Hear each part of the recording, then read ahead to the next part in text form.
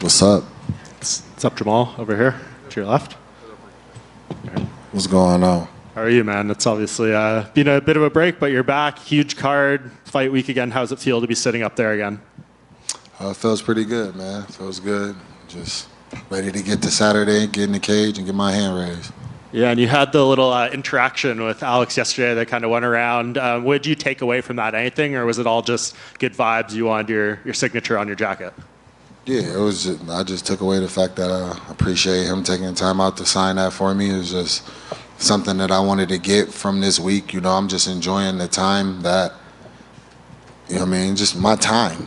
You know, life is but a vapor, so I'm going to enjoy it. This is a very special moment, very special card, very special week and fight, and I just want to take it in as much as possible. Yeah, and kind of along that theme, you've talked about your story and some of the difficult times you've come through in your life. To reach a moment like this, like, do you reflect on what you've been through, or do you do that after? Yeah, that's something for after. That's something to, well, as you said, reflect on. The job ain't done yet. Yeah, and just last thing for me, of course, endless speculation about the injury and the recovery and stuff. Do you remember the day during your rehab, whatever it was, where you got back in there and you're like, this feels right now. I'm ready to go towards a fight again? I've been feeling like I was ready to go for a while, but I listened to the team, I listened to the doctors, and so I don't know. I don't really have an answer for that, for the simple fact that I've been ready to go since I got hurt. When you get in the cage on Saturday, is that when you're only going to 100% get that confidence back in it, or is that not even lingering in your mind? What? I don't even know how you even came forward that question from what I just said. What? No, fair enough. Am I only going to get 100? That was strange. Jamal, talk to me about the mentality for this fight, right? You were the champion. You had to give that up through injury. You didn't lose that through a fight. So do you feel like on Saturday you're defending your title, or are you using this as an opportunity to be the challenger, climbing to the top once again? I just feel like whoever wins Saturday night is the champion. That's just how I feel about it. Yeah. Obviously, when everyone talks about Alex and his fighting style, the calf kicks is something that comes up again and again. I saw you post something on your TikTok sort of talking about those and making light of it. Do you have a strategy in mind for those calf kicks, or do you think, hey, he has to worry about what I'm doing, not the other way around? I have a strategy for everything. You know what I mean? You should have a strategy for everything. You shouldn't want to get hit with anything. So, yeah, I plan on dealing with every weapon that he has. Obviously, you got to talk to your friend Israel Adesanya about Alex. How good a resource was that just to be able to call him up and get some tips from him? It's an invaluable resource to just be able to reach out and pick at one of the best minds in combat sports and have him, who's had more experience with Alex than I think anybody that Alex has ever fought. So it was good. It was a great conversation. Jamal over here. How's it going? What's up, James? The rest of camp looked like it went really well. I know you train with a variety of different partners. Are there any names that you train with that maybe we don't know about that we should be knowing about in the gym?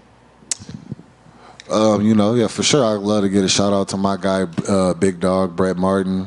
Brett Martin has been my secret weapon for my camps since I came into the UFC and since we linked up. He's a heavyweight. He's a big boy.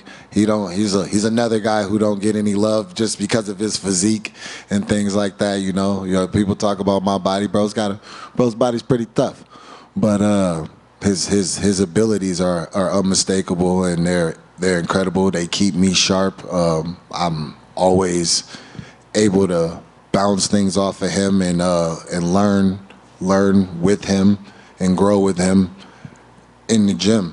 You know, whenever he comes in and we're working, we get after it. And he knows me pretty well now, so he's able to actually shape out some other challenges and things like that for me. And yeah, he's been invaluable. I've also worked with a couple of the guys that were local from that fight for the bare knuckle.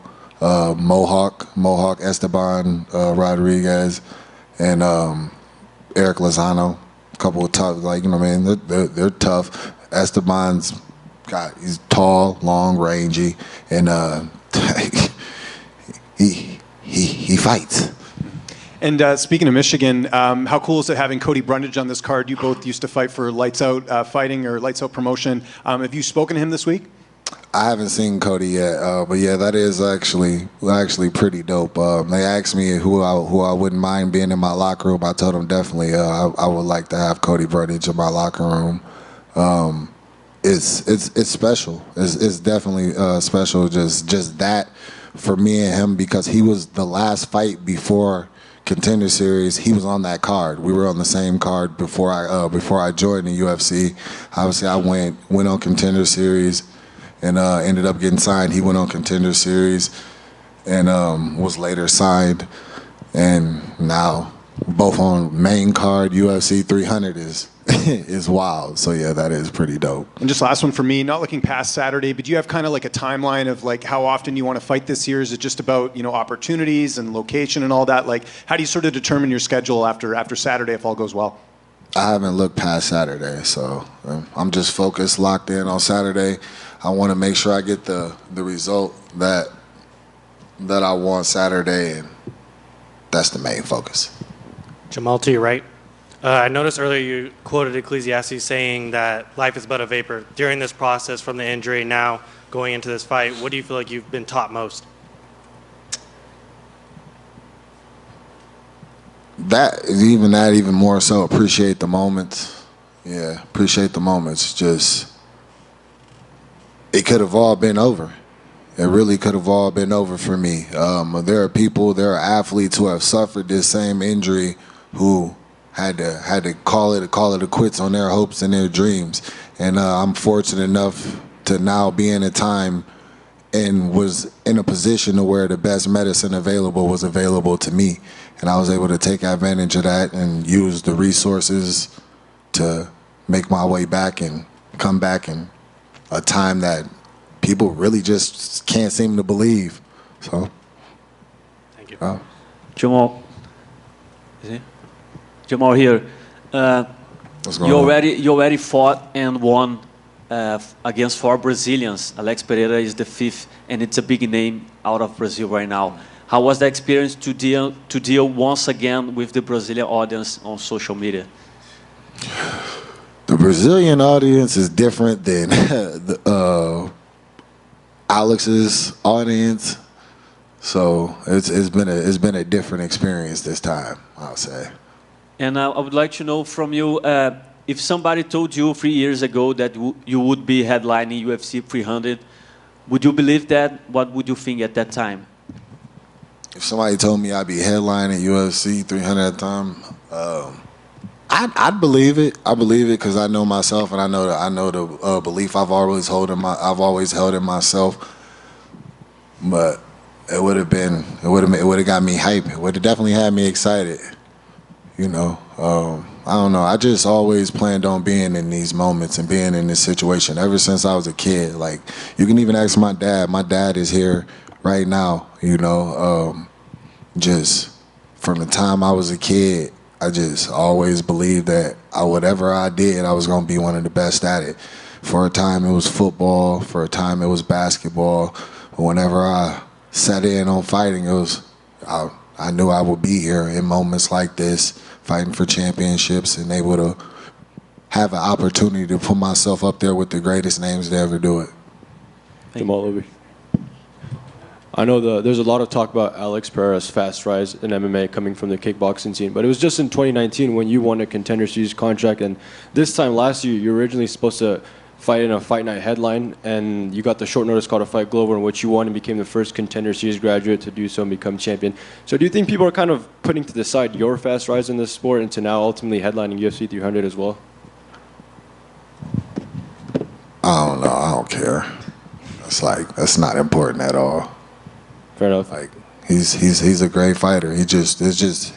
That was his opportunity to show his greatness. His opportunity came fast, and he stepped up to the occasion, and that's good on him, And I feel I've done the same with the opportunities that I've been given. So this is just that next opportunity. Fair enough. Yeah, I was just mentioning because you also went up through a fast rise, but that image when you and Alex were looking at each other after you beat Glover went around in the lead up to this fight. Did you ever imagine that would be the root of such a thing like a UFC 300 main event?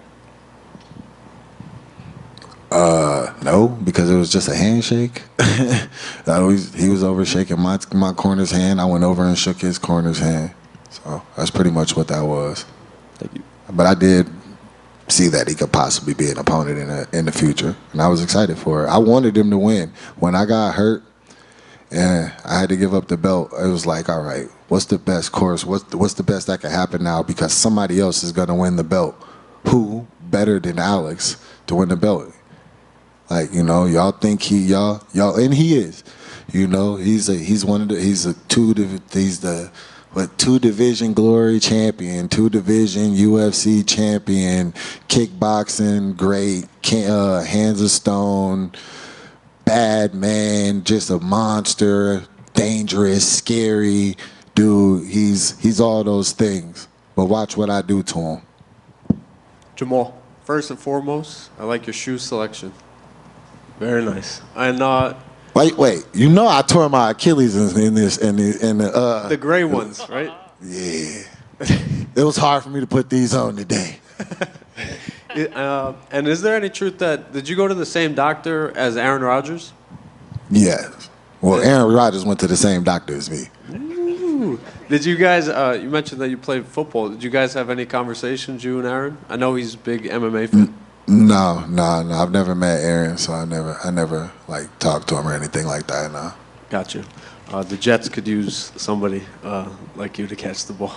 But speaking of quarterbacks and Super Bowl, like UFC 300 is kind of like a Super Bowl, big time. It's going to be a lot of focus on you. On one of your fights on the walkouts, I heard the commentators talking about your calmness and your coolness. Do you believe that you have that clutch? The attribute, the trait that you can just come through in the biggest moments? Yeah, that's something I just know. I just trust myself. That's one of the biggest things that I hang my hat on is the fact that I know that just naturally I show up. It's who I am. It's what I do.